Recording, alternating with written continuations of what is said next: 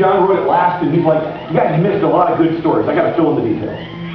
John chapter 16, verse 12. This is Jesus talking to his disciples. Last talk before Jesus is going to be taken to heaven, okay? This is the last deal. Like, I got to give him everything I can. There is so much more I want to tell you, but you can't bear it right now. Verse 12. There's so much more I want to tell you, but you can't bear it. When the Spirit of truth comes, He will guide you into all truth. He'll not speak of His own, but will tell you what He has heard. He'll tell you about the future. He'll give me glory by telling you whatever He receives from me. All that belongs to the Father is mine. This is why I said the Spirit will tell you whatever He receives from me. Jesus said, I'm going to go to the Father, and I'm going to send you the Comforter of the Holy Spirit to be with you forever. You want me to leave, because then I can be with you forever. Jesus is just as close to the power of the Holy Spirit working inside of you as if He were standing next to you. You want to know what He wants you to do? Ask Him. Ask Him. Check out Isaiah 32. Now you're going to go back a little ways. Back into the Old Testament. A little past halfway in your Bibles. And we're going to stay in Isaiah for a minute, so don't go anywhere.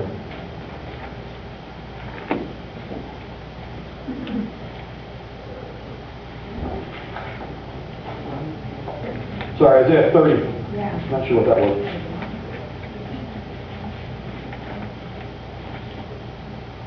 Verse 21. Isaiah 30, verse 21.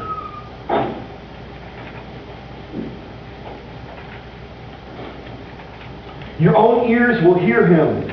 Right behind you, a voice will say, this is the way you should go, whether to the right or to the left. You will hear a voice telling you, this is the way to go. Now, why don't we hear the voice of God more often? Because we hear everyone else, and we hear the driving forces in our life first.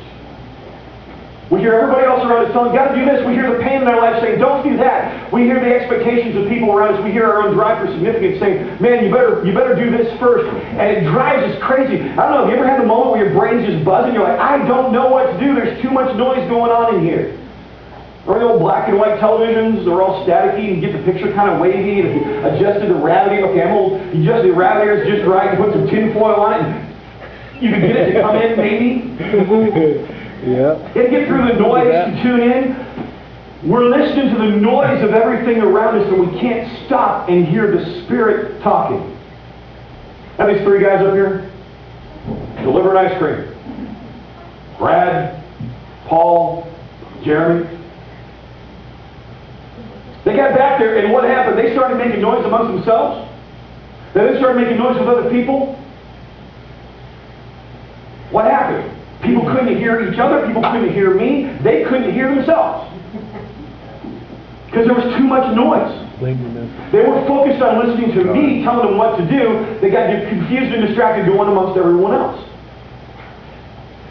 Sometimes, and I can only tell you this from my experience, I have to sit down and identify the noise. What is the noise going on in my life? What are the expectations that I'm hearing? What are the pressures that are coming at me from other people? What are the expectations and pressures coming from myself? Identify them and say, okay, God, I'm giving you this person, this noise, so now I can hear what you're trying to tell me, not what anyone else is. Let me tell you something. The Bible says a perfect love casts out fear. The Bible says that God is love. If what you're feeling is fear that's not coming from God, handle it, identify it, give it to God and say, here, take the fear. So that you can hear what He's calling.